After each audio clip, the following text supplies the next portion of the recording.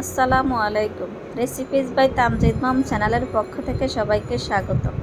সবাই কেমন আছেন? আলহামদুলিল্লাহ, আমরাও ভালো আছি। আজকে আপনাদের সাথে শেয়ার করছি কাঁঠালের বিচি দিয়ে কচুরলতি, খুবই মজাদার একটি রেসিপি। দিয়ে দিলাম এখানে পরিমাণ মতো তেল, কিছু পেঁয়াজ কুচি, কাঁচামরিচ কুচি, হালকা একটু নেড়েছে, এগুলো আমি ভেজে নিব। এখন আমি দিয়ে দিব কিছু শুটকি। এখানে আমি চুরি শুটকিটা নিয়েছি, গরম পানি দিয়ে আমি ভালো করে ধুয়ে নিয়েছি। এখন আমি পেঁয়াজ কুচির সাথে অনেকক্ষণ এগুলো ভেজে নিব। শুটকিগুলো আমার কিছুক্ষণ ভেজে নেওয়ার পরে এখন আমি এখানে দিয়ে দিলাম 3 টেবিল চামচ রসুন বাটা। এগুলো আমি কিছুক্ষণ ভেজে নিব। সবগুলো আমার কিছুক্ষণ ভেজে নেওয়া হয়ে গেছে। এখন আমি সামান্য পরিমাণ পানি দিয়ে দিলাম। এখন দিয়ে দিলাম 1 চামচ হলুদের গুঁড়া, দিয়ে দিব 1.5 চামচ মরিচ গুঁড়া। আমি কিন্তু মাঝে দিয়ে লবণ দিয়ে দিয়েছি। এখন দিব সামান্য পরিমাণে একটু জিরে গুঁড়া। সবগুলো একসাথে মিশিয়ে নিব। এখন আমি আরও কিছু পানি দিয়ে দিলাম কষানোর জন্য। আরও কিছুক্ষণ কষিয়ে নিব, একটা ঢাকনা দিয়ে ঢেকে দিব।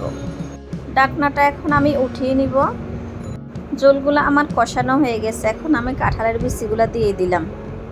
সবগুলো আবার একসাথে নেড়ে ছেড়ে মিশিয়ে নিব।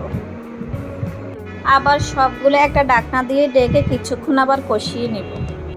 সবগুলো আমার কষানো হয়ে গেছে। এখন আমি লতিটা দিয়ে দিলাম। সবগুলো এখন আমি উল্টিয়ে পাল্টিয়ে মিশিয়ে নিলাম।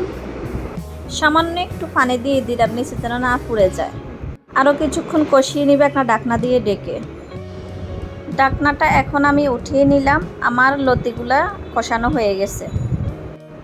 এখন আমি পরিমাণ মতো পানি দিয়ে দিব। আরও একটু পানি দিয়ে দিলাম। সবগুলো নেড়ে ছেড়ে আবার একটু মিশিয়ে নিব। এখন আমি চুলার আঁচটা বাড়িয়ে দিয়েছি, একটা ঢাকনা দিয়ে ঢেকে দিব। মাঝে মাঝে আমি অনেকবার নেড়ে ছেড়ে দিয়েছি। এরকম মাখা মাখা হয়ে আসলে আমি চুলাটা বন্ধ করে দিব। তো হয়ে গেল আমার কাঁঠালের বিচি দিয়ে কচুরলতি রান্না। এখন আমি একটা বাটিতে পরিবেশন করে নেব। আমার অনেকগুলো কাঁঠালের বিচি গলে গেছে এবং লতির সাথে মিশে গেছে। খুব মাখা মাখা হয়েছে, ঝোলগুলা খুব ভালো লাগছে খেতে। খুব মজা হয়েছে আমার আজকের এই কাঁঠালের বিচি দিয়ে কচুরলতিটা। আশা করছি আমার আজকের এই রেসিপিটি ভালো লাগবে আপনাদের কাছে। যদি ভালো লাগে আমার চ্যানেলটি সাবস্ক্রাইব করে আমার পাশে থাকবেন। সবাই ভালো থাকবেন। আল্লাহ হাফেজ।